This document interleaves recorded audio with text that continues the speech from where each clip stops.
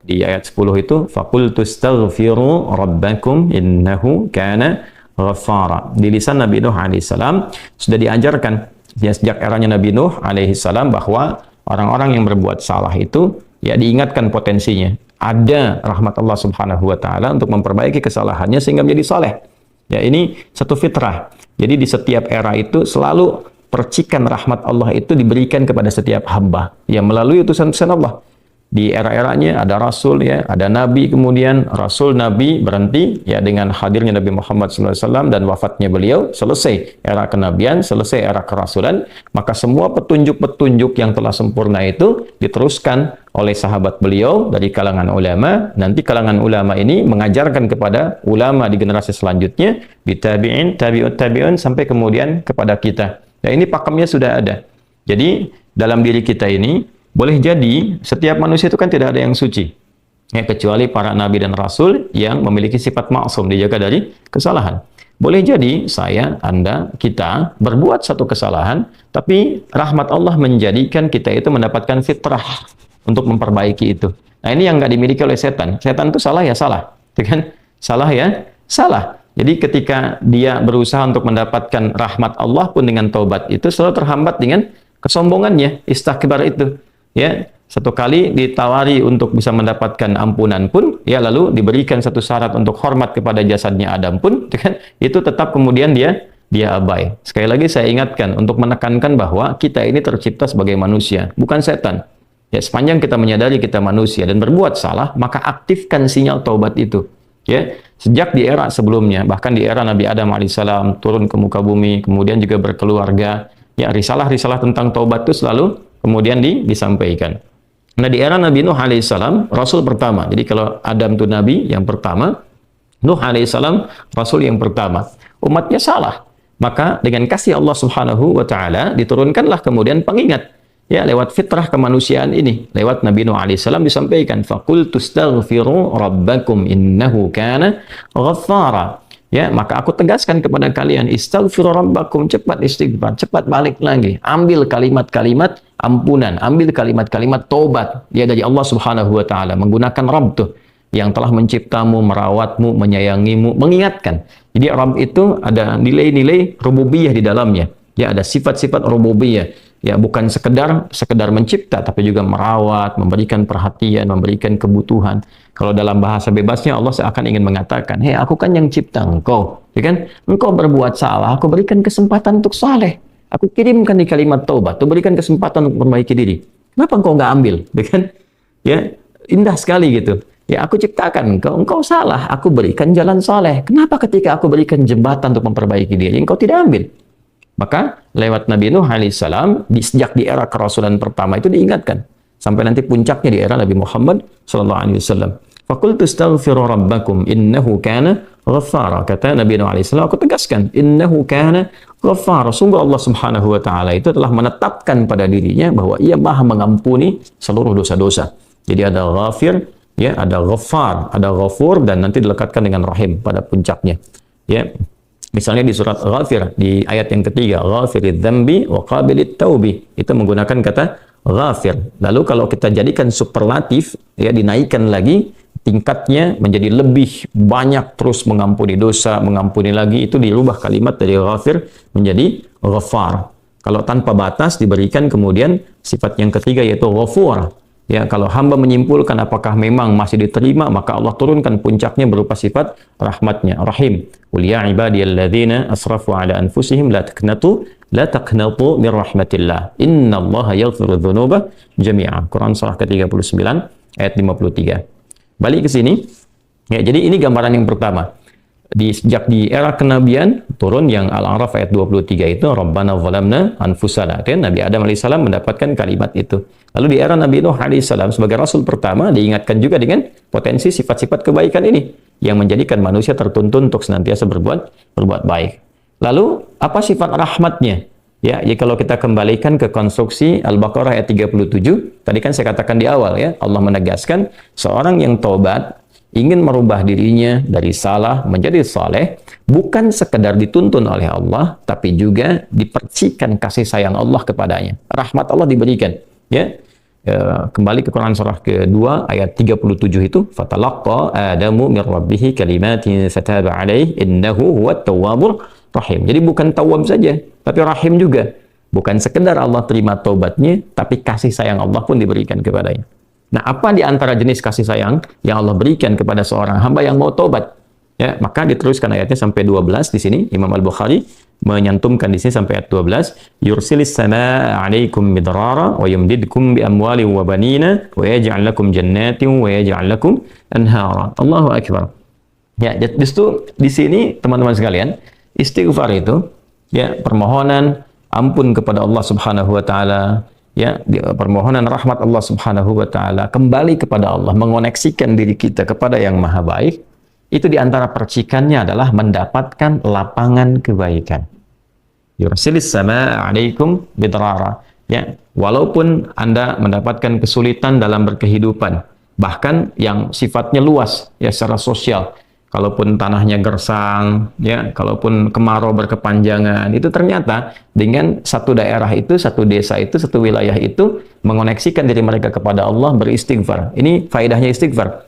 Dengan beristighfar kepada Allah, taubat dari maksiat, ternyata bisa mendatangkan rahmat bukan hanya untuk pribadinya, untuk satu wilayah. Ya, ini pelajaran dari Quran. Ya, Allah akan memberikan kesan begini, jangankan bagi setiap personalnya, setiap orangnya. Ya kan? Ada masalah sekampung pun, contohnya kekeringan misalnya, contohnya kemarau, lalu sekampung itu, ya, atau ada orang-orang soleh di situ yang membiasakan taubat kepada Allah, istighfar kepada Allah, mengoneksikan dirinya kepada Allah, ya kan? Itu luar biasa, percikan rahmat Allah. Ya, apa di antaranya? Yursilis sama ya 'alaikum midrara. Allah memerintahkan kepada langit itu untuk menurunkan hujan. Ya, dengan curah yang memberikan maslahat. Kemudian wa yumdidkum bi amwalin wa banina. Ya, lantas kemudian melapangkan kepada engkau urusan hartamu. Ya, bahkan memberkahi engkau dengan keturunan-keturunan yang baik. Jadi Masya Allah, ya, orang tua yang rajin istighfar, suami yang rajin istighfar, itu ternyata bukan sekedar menjadikan ia mendapatkan penerimaan taubat. Dia berhenti dari perbuatan maksiat, usaha-usaha yang tidak baik, dagang yang tidak benar, dengan perbuatan curang, ya, perbuatan menipu, perbuatan-perbuatan yang tidak elok, korupsi, jauhi potensi itu. Disogok dia hindari, diajak korupsi dia jauhi dan sebagainya. Lalu konsisten pada kebaikan dan dia isi dengan istighfar. Astaghfirullahaladzim, astaghfirullahaladzim, Rabbana zalamna anfusana wa illam taghfir lana wa tarhamna lanakunanna minal khasirin. Dia konsisten pada kebaikan itu, wa yumdidkum bi amwal. Allah akan lapangkan dia pada harta-harta yang lebih berkah. Allahu akbar. Ya. Jadi diberikan kelapangan dulu pada dirinya, kemudian diberkahi hartanya, jadi berapapun yang dia dapatkan, Allah berikan berkah padanya. Sehingga dia merasakan kebahagiaan dengan harta itu. Karena ada orang yang merasa seperti kelihatan banyak, tapi tidak menikmatinya. Ya, baik itu boros, baik itu merasa kayaknya banyak tapi nggak kepake. Ya, barang-barang habis beli ini lagi, tapi memuaskan nafsunya saja. Ya, temannya ngajak begini, dia harus terpaksa beli, kadang-kadang ngutang, atau mungkin dia dapatkan sesuatu tapi jalan-jalan yang haram, jalan yang salah. Dia tidak menikmatinya, dan ini yang paling bahaya. Ya, ini yang paling bahaya. Lawan lapang kan sempit. Jadi hartanya kayak banyak, tapi menyempitkan kehidupan rumah tangganya. Ya, hubungan suami istri jadi nggak enak, dengan anak jadi nggak nyaman. Itu ciri keberkahan biasanya. Ya, ciri keberkahan yang tidak didapatkan. Jadi kalau berkah itu dapat, walaupun terlihat kuantitasnya nggak sama dengan orang, dia 100 juta, ini 1 juta, tapi kenikmatannya luar biasa.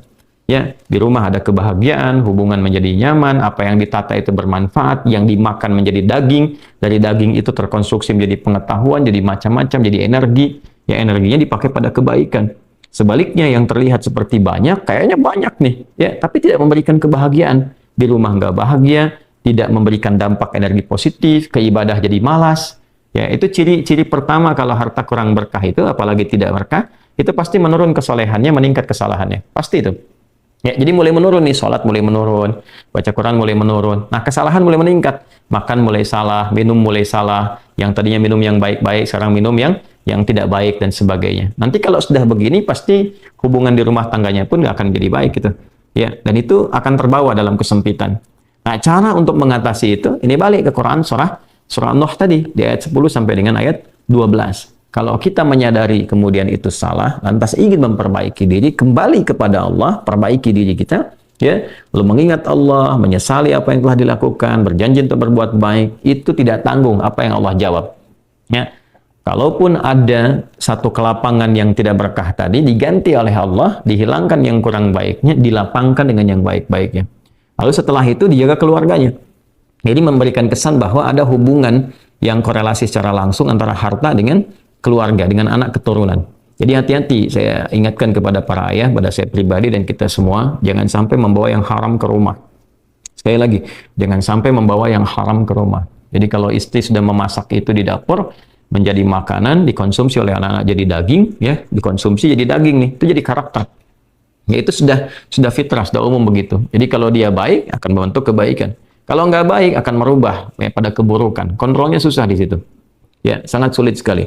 Nah, caranya tadi kembali kepada Allah, tinggalkan yang kurang baik tadi, nanti Allah rubah. Ya, cara dia mendapatkan harta itu, walaupun awalnya terlihat nggak nyaman, karena kan merubah diri, mengeluarkan yang kotor dulu. Ya, ya kalau terlalu banyak kotoran, mandi kan ya agak cukup pekat tuh mandinya, bersihkan lagi. Terasa nggak seperti biasa. Tapi setelah dibersihkan semua jadi enak kan? Nah itulah agama begitu. Dibersihkan yang kotor itu kayaknya awalnya nggak enak, tapi kemudian hatinya jadi lapang. Yang diberikan kelapangan hati dulu. Ya begitu hatinya lapang, baru nanti Allah buka jalan. Ya setelah hatinya lapang, bagus, dan dinilai baik ini punya kemampuan untuk bertindak dan mengelola apa yang didapatkan, dilapangkanlah rezekinya. Karena dia sudah dinilai pandai untuk mengelolanya. Setelah itu diperbaiki keturunannya. Ya. وَبَنِينَ وَيَجْعَلْ لَكُمْ جَنَّاتٍ وَيَجْعَلْ لَكُمْ أَنْهَارًا. Bahkan setelah itu dibikin kaya lebih dari sebelumnya. Ya, asetnya ditambah lagi, diberikan kenikmatan hidup, ya sampai dijaga hingga kembali kepada Allah Subhanahu wa taala. Itu faidah istighfar. Jadi kalau kita biasakan bertekad, berniat memperbaiki diri dari yang salah menjadi baik, itu Allah sudah berikan motivasi. Aku bukan hanya terima taubatmu, tapi aku rubah keadaan hidupmu lebih istimewa, lebih mahal nilainya dibandingkan dengan keadaan sebelumnya yang terlihat seperti fata morgana. Kemudian dikuatkan dengan Quran surah ketiga Ali Imran ayat 135, ya. Di sini disampaikan Allah Subhanahu wa taala berfirman, a'udzubillahi minasyaitonir rajim. Bismillahirrahmanirrahim. Walladzina idza fa'alu fahishatan aw zalamu anfusahum ini dzakarullaha fastaghfaru lidzunubihim wa may yaghfiru dzunuba illa Allah wa lam yusirru ala ma fa'alu wa hum ya'lamun. Di highlight di sini di firman Allah Subhanahu wa taala, dzakarullaha fastaghfaru lidzunubihim. Ya, yaitu orang-orang yang mendapatkan rahmat Allah Subhanahu wa taala itu. Jadi ini korelasinya dengan ayat 133. Jadi ayat 133 itu Allah Subhanahu wa taala berjanji bagi orang-orang yang menyegerakan istighfar. Jadi ingat dosa hari ini nih. Sekarang misalnya malam nih, kita ingat ada dosa yang dikerjakan. Lantas ketika ingat itu istighfar. Istighfar, minta ampun sama Allah, gitu kan? Itu menyegerakan sesuatu tanpa jeda disebut dengan sara'a. Ya, sara'a. Jadi ada sa'a, ada sara'a. Kalau sa'a itu menyegerakan sesuatu dengan persiapan. Ya, makanya besok nih ada Jumatan menggunakan sa'a. Fas'au bukan wasari'u. Ya, ya ayyuhalladzina amanu idza nudiya lis-salati min yaumil jumu'ati fas'au bukan fasari'u. Fas'au itu Quran surah Al-Jumu'ah. Ya, Al-Jumu'ah di ayat yang keberapa? Ayat 9, kan? Allah menyampaikan fas'au ila dzikrillah. Bersegera, tapi siap-siap dulu. Mandi dulu, pakai wangian dulu dan seterusnya. Tapi kalau dia bersegera cepat, nyaris tanpa jeda, itu menggunakan sarah. Sehingga guru-guru mengatakan bisurah, cepat, nggak usah banyak jedanya, ya kan? Nah, di Ali Imran ayat 133 Allah berfirman, "Wasari'u ila maghfiratin min rabbikum." Kalau engkau merasa ada salah, bergegas, jangan tunda-tunda. Ya ingat malam ini, jangan tunda besok. Gimana kalau kemudian tengah malam meninggal? Ya, segera istighfari. Nah, orang yang menyegerakan istighfar saat ingat kesalahan, apa yang didapatkan? Wa jannatin arduha as-samawati wal ardu uiddat lil muttaqin. Maka orang ini akan diberi harapan oleh Allah, ya diperkenankan untuk memohon, bahkan ketika pulang disiapkan surga untuknya seluas langit dan bumi. Dan itu bagian dari sifat takwa. Jadi takwa itu bukan sekedar amar ma'ruf. Saat Anda ingat sholat, Anda ingat puasa, ingat baca Quran. Tapi takwa juga ada bagiannya nahi mungkar. Saat Anda ingat salah, lalu Anda taubat. Ya, saat Anda ingat salah, Anda pengen jadi soleh. Saat Anda ingat maksiat, Anda ingin taubat. Itu bagian dari takwa. Nah, bagaimana kemudian cara mengimplementasikan itu semua? Nah, ini poinnya. Ya, walladzina idza fa'alu fahishatan aw zalamu anfusahum dzakarullaha fastaghfaru lidzunubihim. Itu orang-orang. Ini menggunakan, sering diterjemahkan dengan orang-orang yang, gitu kan? Walladzina, alladzina disebutkan 1080 kali dalam Al-Quran setidaknya. Ya, mencakup semua tanpa batas. Laki-laki, perempuan, besar, kecil, tua, muda, punya jabatan, tak punya jabatan, semua tanpa kecuali. Artinya, semua orang dengan keadaannya, berpotensi berbuat salah. Ya, kecuali tadi Nabi dan Rasul yang punya sifat maksum. Ya, Allah jaga dari kesalahan. Kita yang bukan Nabi, bukan Rasul, itu berpotensi salah. Apapun profesinya, apapun jabatannya, apapun tugasnya, berpotensi salah. Ya, pun demikian termasuk saya. Pasti salah, pasti. Nggak ada yang nggak salah. Jadi kalau ada yang mencari kesalahan, misalnya saya pribadi, pasti menemukan. Pasti. Dan percuma mencari kesalahan manusia. Karena pasti ditemukan. Ya. Dan ini catat yang paling penting. Hindari mencari-cari kesalahan itu, karena kita tidak tahu bahwa mungkin ketika seorang divonis salah itu, dia sudah mengistighfari, sudah mentaubatinya. Ini poin besarnya. Hati-hati gitu ya, hati-hati. Karena itu Nabi selalu menganjurkan mencari kebaikan orang, menyebutkan, meneladaninya, alih-alih mencari kesalahan seseorang. Ya kenapa? Karena pasti ditemukan. Tapi yang tidak pasti itu, kita nggak bisa memastikan orang itu sudah taubat atau belum. Yang paling bahaya adalah mencela orang, mencari kesalahan orang, mencaci orang yang sudah dia taubat dan taubatnya diterima orang, diterima Allah Subhanahu wa taala. Hati-hati ya, mencari kesalahan orang, mencela orang, ya kan? Yang dia sudah mentaubati kesalahannya dan taubatnya diterima oleh Allah Subhanahu wa taala. Allahu akbar. Itu azim, itu hati-hati ya. Ya, sesuatu yang besar sekali dosanya di sisi Allah Subhanahu wa taala. Nah, ini kembali ke sini, ketika seseorang dia sadar berbuat salah, dia salah. Alladzina, semua orang potensi salah. Ya, idza fa'alu fahisyah, ketika dia berbuat fahisyah. Ya, fahisyah itu pernah saya sampaikan ya, turunannya nanti fahsya namanya. Jadi sifat kesalahan yang muncul dari syahwat. Ya, mohon maaf, zina, pornografi, porno aksi, kata-kata jorok, kata-kata kotor dengan semua bentuknya. Baik itu di media sosial, digital, ataupun juga di praktikal yang nampak secara fisik misalnya, itu jelas salah, jelas dosa. Ya, al-zalamu anfusahum, atau bentuk mungkar, menempatkan suatu bukan pada tempatnya. Ya, mohon maaf, ya, mencuri, merampok, membunuh, ya, korupsi, hoax dan sebagainya, itu zalim, perbuatan zalim. Nah, saat seseorang berpotensi salah, ya, dari fahsya dan mungkarnya, dia berbuat perbuatan dari dorongan syahwatnya atau mungkar, dari keinginan nafsu perut dan akalnya, dia berbuat yang salah, lalu zakarullah, dia ingat Allah. Nah, ini poinnya. Ini menarik sekali nih. Ini menarik sekali. Kok lanjutan ayatnya zakarullah? Bukan dia sadar bahwa dia itu telah berbuat salah. Kenapa zakarullah? Ini poinnya. Ya. Karena Allah ingin selalu menautkan sifat seorang hamba menjadi baik itu dengan rahmatnya. Ini poinnya. Jadi kalau bukan rahmat Allah Subhanahu wa taala, mustahil kita bisa mengarah pada kebaikan. Allahu akbar. Ya, lillah karena Allah. Lillah karena Allah. Ya, jadi orang-orang yang bertaubat dengan merasakan rahmat Allah itu beda. Dengan sekedar dia pengen memperbaiki, lain rasanya, lain. Ya, jadi kalimat zakarullah itu mahal sekali. Jadi ingin memberikan dampak kesadaran kepada kita bahwa hey, Allah tuh nggak ninggalkan kamu. Ya, Allah tahu kamu salah, tapi sepanjang nyawa kamu belum sampai ke kerongkongan, kamu diberi potensi untuk tobat. Ayo tobat. Kan sering saya ungkapkan, Firaun saja, Firaunnya dikirimkan 2 nabi, Musa dan Harun. Ya, sebagai keadilan Allah, kasih Allah dan adilnya untuk memberikan hidayah. Ya, sampai titik puncak kan nyawanya di kerongkongan. Cuman sayang kan dia sendiri yang memilih untuk tidak mengambil hidayah itu. Sampai nyawanya di kerongkongan. Sampai tenggelam itu. Nah, itu sudah disampaikan informasinya, kisahnya, jejak sejarahnya sampai sekarang diabadikan supaya seluruh anak cucu Adam itu sadar jangan berbuat yang seperti itu.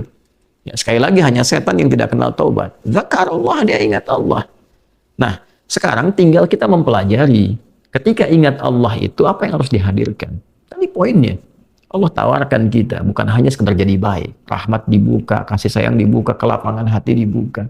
Ya, makanya saya barangkali juga ingin menekankan materi-materi semacam ini, yaitu penting untuk disampaikan ya kepada saudara-saudari kita barangkali yang sekarang dengan kasih sayang Allah itu ya diisolasi di satu tempat seperti lapas misalnya, lembaga permasyarakatan. Boleh jadi itu kasih Allah untuk diperbaiki sehingga dia konsisten bisa berbuat baik saja di dalam.